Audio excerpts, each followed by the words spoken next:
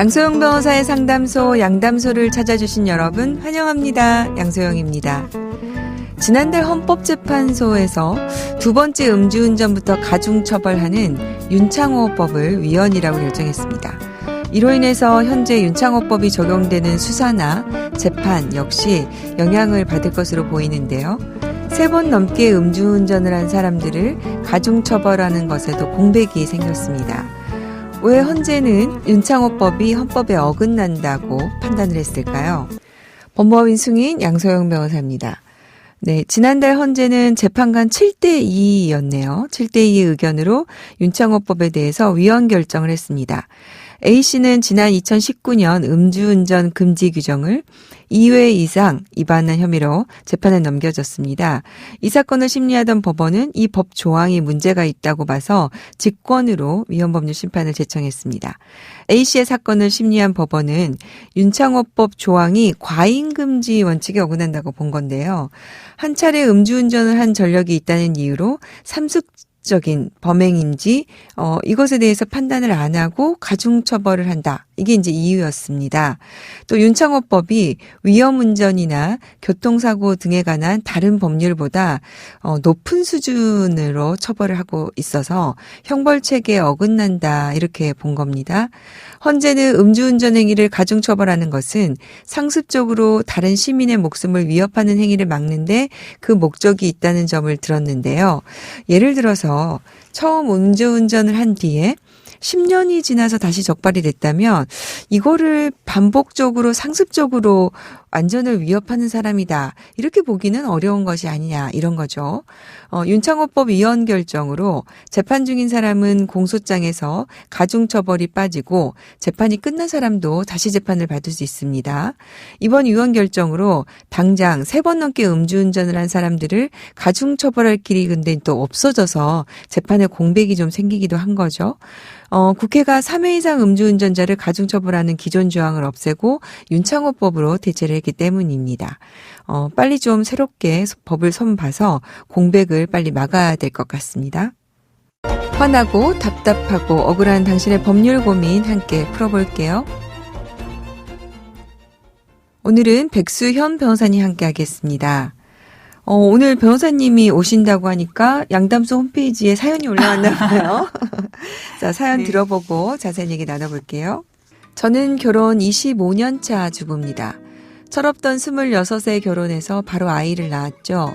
저와 동갑이던 남편은 직업 없이 차만 끌고 다녔는데 결혼 전엔 그게 문제로 보이지 않았습니다. 하지만 결혼 후에도 남편은 직업을 구하지 않고 밖에서 노느라 집에 안 들어오는 날이 부지기수였습니다. 그럼에도 어떻게 둘째까지 낳았습니다. 언젠가는 이 사람도 변하겠지 싶은 마음으로. 저는 미용사로 일하고 동장에도 나가면서 한 푼이라도 벌려고 했었습니다. 남편도 간간히 일을 하긴 했지만 매번 친구들 보증을 서서 돈 떼이길 일쓰고 저는 그걸 계속 메꿔 나갔습니다. 결혼 20년 차엔 친구 보증을 제 도장으로 섰다가 3억 빚더미에 앉게 됐습니다. 당시만 해도 저는 그냥 간단한 사업 대출인가 했습니다. 알고 보니 거짓말이었더군요. 거기다가 남편은 사업을 한답시고 신용불량에 빚까지. 이런 일들이 아들이 군대 입대하는 날 터졌는데 아들은 그 충격으로 군대 간 지 1개월 만에 퇴소를 해서 우울증으로 정신병원을 1년간 다녔습니다. 아이들도 부모의 이혼을 원했고 그렇게 이혼을 진행시켰는데요. 남편이 이혼 2차 조정 기간에 나오지 않으면서 빚은 여전히 제 이름으로 되어 있고 이혼도 못했습니다. 남편과는 각방 쓴 지 3년째 같이 지내고 있습니다. 툭하면 빚 안 갚고 집을 나간다고 해서 조마조마했는데 이젠 제가 살기가 싫습니다. 남편은 자신을 용서해달라며 이제와 그러는데 저는 빚만 청산되면 빨리 이혼하고 싶습니다. 어떻게 해야 되나요? 네, 결혼 생활 25년. 얼마나 힘드셨을지 그래서도 느껴지는데요. 남편은 근데 협의이혼 신청 후에 2차 확인기일에 출석을 안 했나 봅니다. 이렇게 되면은 어떻습니까, 백 변호사님? 법원에서는 더 이상 이혼을 진행을 할 수가 없게 되는 거죠? 네, 더 진행할 수가 없습니다. 이제 협의이혼 같은 경우에는 법원에 신청할 때도 이제 같이 신청을 하셔야 되고요. 숙려기간 이후에 이제 이혼 의사를 확인받을 때도 같이 법원에 출석해야 합니다. 만약에 2번 주어진 확인 기일에 만약에 둘 다 출석하지 않으셨다. 그러면 네. 다시 신청하는 것부터 같이 하셔야 하는 상황입니다. 네. 아니면은 이제 재판으로 갈 수밖에 결국은, 없는 네, 거죠. 네. 자, 그러면은 이제 재판으로 갈 경우에 대비해서 이혼 사유가 되는지 한번 살펴볼까요? 당연히 이혼 사유가 될 수 있을 것 같습니다. 이제 네. 남편이 20년간이죠. 20년 넘게 가정에 소홀하고 경제활동은 하지 않고 심지어 아내하고 의논도 하지 않고 아내를 속여가면서 아내 명의로 대출을 일으키고 아유, 그러니까요. 네, 채무를 이렇게 증가시켜 놓고 이제 부인이 이혼하자고 하면 빚을 안 갚을 것처럼 해서 이제 부인이 조마조마한 상황이신 것 같은데요. 당연히 이혼 사유가 될 수 있습니다. 이제 심지어 또 부부 갈등으로 자녀가 우울증 진단을 받고 군에서도 지금 1개월 만에 퇴소하고 그러게요. 그랬다고 하는데요. 네. 이제 너무 안타깝습니다. 이제 얼마나 힘드셨을까 오히려 진짜 위로를 네. 하고 싶은 그런 상황입니다. 아니 근데 그 의논하지 않고 아내의 명의로 지금 보증을 서서 채무를 일으켰어요. 이거 어떻게 합니까?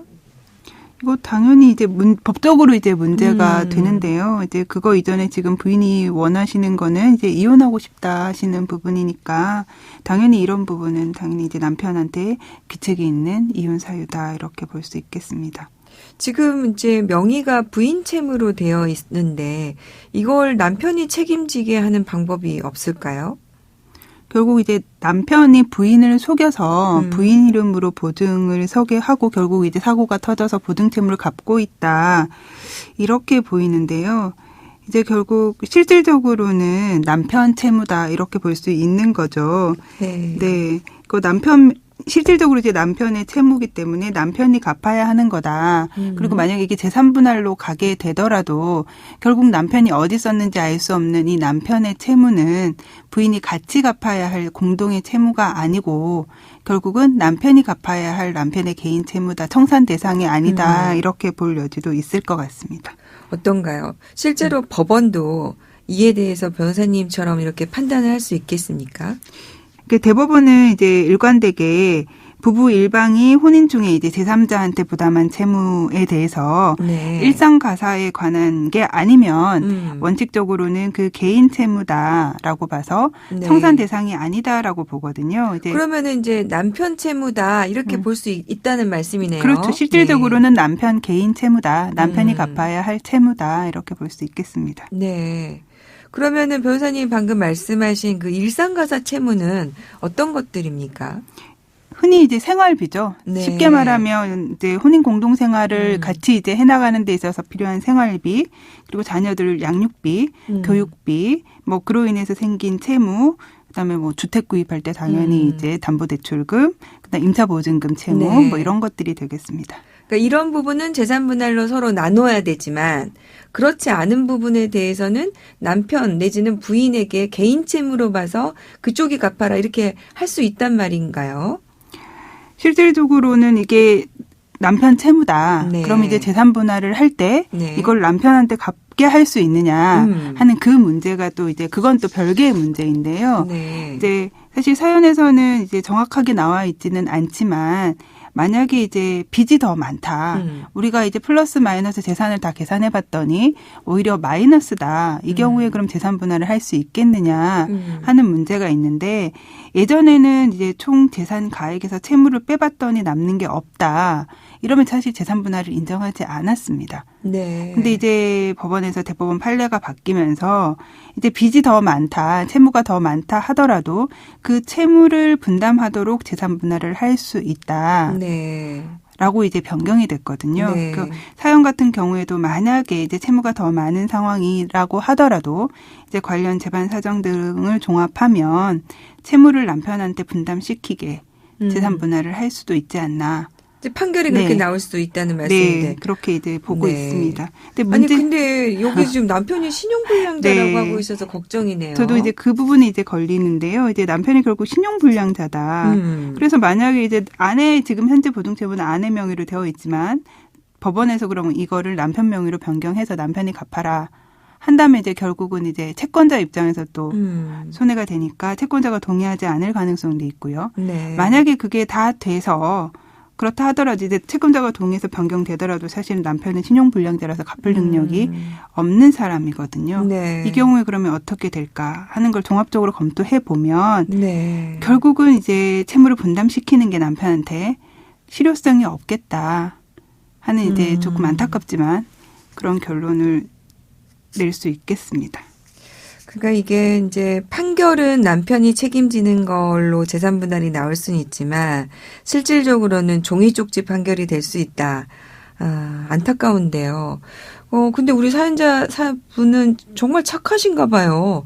빚을 해결하면 이혼을 하고 싶다는 거 보니까 일단 하여간 본인 명의로 갚으실 생각을 좀 하고 계신 것 같습니다. 네, 그런 것 같습니다. 일단 지금 만약에 재산을 다 정리했더니 플러스다. 그 빚을 빼고도 플러스다라고 한다면 소를 제기해서 재산 분할로 일단 다퉈보시는 방법을 저는 권해드리고 싶고요. 네. 만약에 총 재산에서 채무를 뺐더니 없다. 오히려 채무가 더 많은 상황이다라고 하면 이제 사연 주신 분이 이제 생각하시는 대로 일단 남편한테 빚 갚을 때까지 기회를 주시고 일단 다 갚고 나면 안타깝지만 그때 이혼하는 게 어떻게 보면 현실적인 방법인 것 같습니다. 네. 일단은 이제 우리 가사 사건에서 조정이라는 절차가 있으니까 그 조정이라는 절차에 들어가면 또 부인이 모르는 남편의 재산이 또 나타날 수 있지도 않을까요? 그러면은 그렇게 해서 채무 분담을 좀 조정하고 일부라도 남편이 좀 갚는 거에 대해서 판결문에 남겨놓으면 일단은 부인이 그 채무에 대해서 책임을 지더라도 나중에 남편에 대해서 조금 돈이라도 좀 팔 수 있게.